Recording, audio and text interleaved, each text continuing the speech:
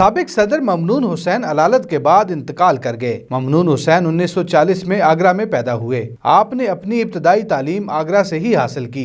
آپ کا خاندان 1949 کو آگرہ سے کراچی آ گیا۔ آپ نے کراچی آ کر کراچی یونیورسٹی میں داخلہ لیا، جہاں کامرس کی ڈگری حاصل کی۔ 1963 میں کراچی یونیورسٹی سے فارغ التحصیل ہونے کے بعد آپ نے کراچی میں انسٹیٹیوٹ آف بزنس ایڈمنسٹریشن میں داخلہ لیا اور 1965 میں MBA کی ڈگری حاصل کی۔ ممنون حسین نے ابتدائی طور پر اپنے والد کے کاروبار کی حمایت اور تقویت حاصل کرنے کے بعد آپ نے کراچی میں اپنی ٹیکسٹائل کمپنی کی بنیاد رکھی۔ ممنون حسین نے 1968 میں سیاست میں دلچسپی لینا شروع کی، جب وہ چیئرمین بنے اور نور الامین کی سربراہی میں پاکستان مسلم لیگ PML میں شامل ہو گئے۔ ابتدائی طور پر 1968 میں اصلاح پسندوں کے جذبے سے وابستہ کارکن ممنون حسین نے پاکستان مسلم لیگ کے کراچی باب کے جوائنٹ سیکرٹری کا آغاز کیا۔ 1993 سے جون 1999 میں وہ سندھ کے گورنر بنے، لیکن 12 اکتوبر 1999 کو جب مسلم لیگ نون کی حکومت کو فوجی بغاوت میں شامل کیا گیا تو ان کی مدت کم کر دی گئی۔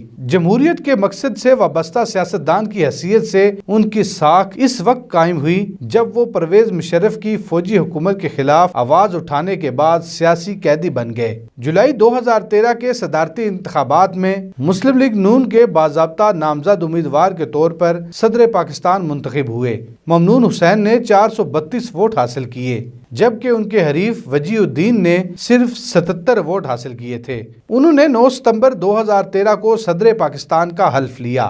ایوان صدر میں ہونے والی ایک تقریب میں غیر ملکی معززین، میڈیا اہلکاروں اور صدر ممنون حسین کے رشتہ داروں کے ساتھ مرکزی دھارے کی سیاست اور عسکری قیادت نے بھی شرکت کی اور صدر کا عہدہ سنبھالا۔ صدر ممنون حسین دوسرے سینئر صدر بن گئے۔ ایوان صدر کے لیے ان کی میعاد 8 ستمبر 2018 کو ختم ہو گئی۔ سابق صدر ایوب خان کے ساتھ ممنون حسین ایک فرق رکھتے ہیں، کیونکہ دونوں نے اپنے دور صدارت میں پاکستان کے 5 چیف جسٹسوں کو حلف کا عہدہ دلایا۔ اس سے پہلے پاکستان کے کسی بھی صدر کے ذریعے چیف جسٹس نے حلف نہیں لیا۔ ممنون حسین گزشتہ کچھ عرصہ سے علیل تھے۔ ممنون حسین 2 ہفتے سے کراچی کے ایک اسپتال میں زیر علاج تھے۔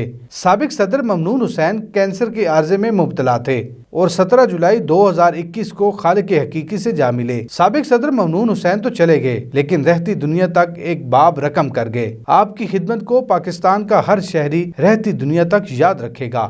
سہیل ملک، حق نیوز۔